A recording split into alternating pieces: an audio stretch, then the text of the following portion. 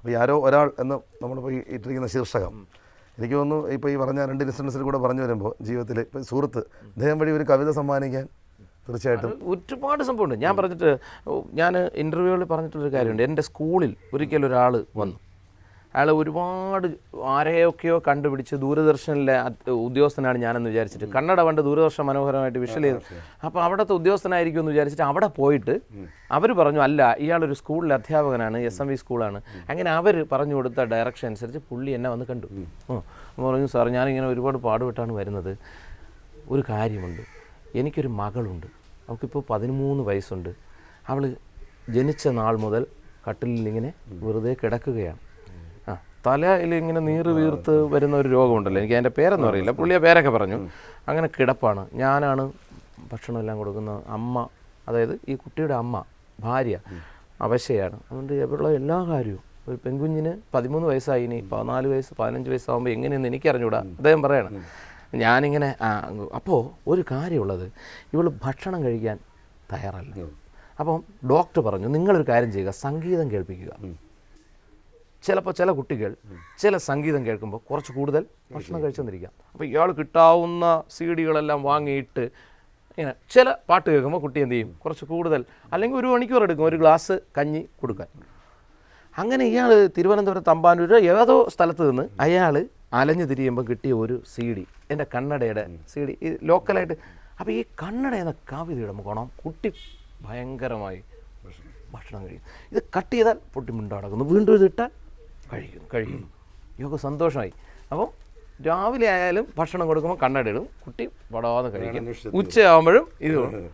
അപ്പോൾ ഇയാൾ പരീക്ഷണാർത്ഥം നിർത്തിക്കഴിഞ്ഞാൽ സ്ലോ ആകും, മിണ്ടാതെ കിടക്കും.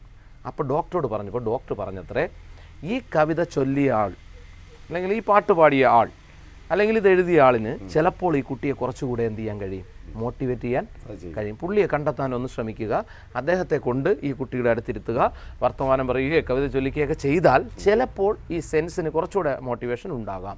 അങ്ങനെ കഷ്ടപ്പെട്ട് എന്നെ കണ്ടെത്താൻ വന്നതാണ് പുള്ളി.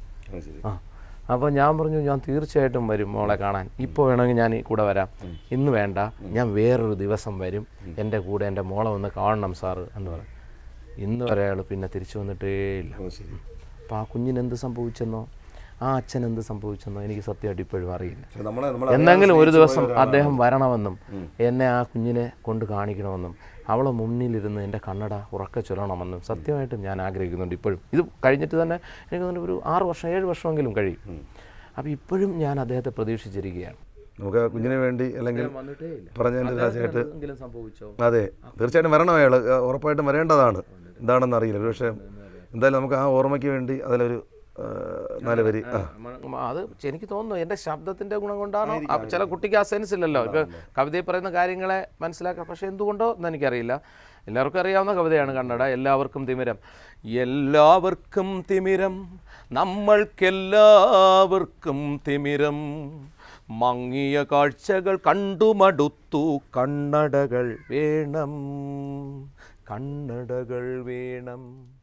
രക്തം ചിതറിയ ചുവരുകൾ കാണാം, അഴിഞ്ഞ കോല കോപ്പുകൾ കാണാം, കത്തികൾ വെള്ളിടി വെട്ടും നാദം, ചില്ലുകൾ ഉടഞ്ഞു ചിതറും നാദം, പന്നിവെടി പുക പൊന്തും തെരുവിൽ പാതിക്കാൽ വിറ കൊള്ളുവതു കാണാം, ഒഴിഞ്ഞ കൂരയിൽ ഒളിഞ്ഞിരിക്കും കുരുന്നു ഭീതി കണ്ണുകൾ കാണാം, മങ്ങിയ കാഴ്ചകൾ കണ്ടുമടുത്തു, കണ്ണടകൾ വേണം, കണ്ണടകൾ വേണം. സ്മരണ കുടീരങ്ങൾ പെരുകുമ്പോൾ, പുത്രൻ ബലി വഴിയേ പോകുമ്പോൾ, മാതൃവിലാപത്താരാട്ടിൽ മിഴിപൂട്ടി മയങ്ങും ബാല്യം, കണ്ണിൽ പെരുമഴയായി പെയ്തൊഴിവതു കാണാം. സ്മരണ കുടീരങ്ങൾ. ഇതിനിടയിൽ ഞാൻ ശ്രുതിയോട് ഒരു കാര്യം പറയാം. ഈ കുട്ടി TV കാണാറുണ്ട്, തൊട്ടടുത്ത് ഇങ്ങനെ വെച്ചിട്ടുണ്ട്, അവളിങ്ങനെ കണ്ടുകൊണ്ടേ കിടക്കും. ആകെ സംഭവിക്കുന്ന കാര്യം അതാണ്. എനിക്ക് തോന്നുന്നു ഈ കുട്ടിക്ക് ഇത്തരം കാര്യങ്ങൾ അറിയാമായിരിക്കും. കാരണം ഈ കവിതയ്ക്കകത്ത് പറയുന്ന കാര്യങ്ങളെല്ലാം അവൾ നിരന്തരം TV-യിൽ കാണുന്ന കാര്യങ്ങളാണ്. പൊട്ടിയ താലി ചരടുകൾ കാണാം, പൊട്ടാമദ്യ കുപ്പികൾ കാണാം, പലിശ പട്ടിണി പടിക്കേറുമ്പോൾ പുറകിലെ മാവിൽ കയറുകൾ കാണാം, പൊട്ടിയ താലിച്ചരടുകൾ കാണാം, പൊട്ടാമധ്യ കുപ്പികൾ കാണാം, പലിശ പട്ടിണി പടി കയറുമ്പോൾ പുറകിലെ മാവിൽ കയറുകൾ കാണാം. തറയിൽ ഒരിലയിൽ ഒരൽപ്പം ചോരയിൽ കൂനനുറുമ്പിര തേടൽ കാണാം. തറയിൽ ഒരിലയിൽ ഒരൽപ്പം ചോരയിൽ കൂനനുറുമ്പിര തേടൽ കാണാം. മങ്ങിയ കാഴ്ചകൾ കണ്ടുമടുത്തു, കണ്ണടകൾ വേണം, കണ്ണടകൾ വേണം. ഇങ്ങനെ സാമൂഹ്യ പ്രശ്നങ്ങളെ മാത്രം പ്രതിപാദിച്ചു പോകുന്ന ഒരു കവിതയാണ്. എനിക്ക് തോന്നുന്നു രണ്ടർത്ഥത്തിലും ആകാം.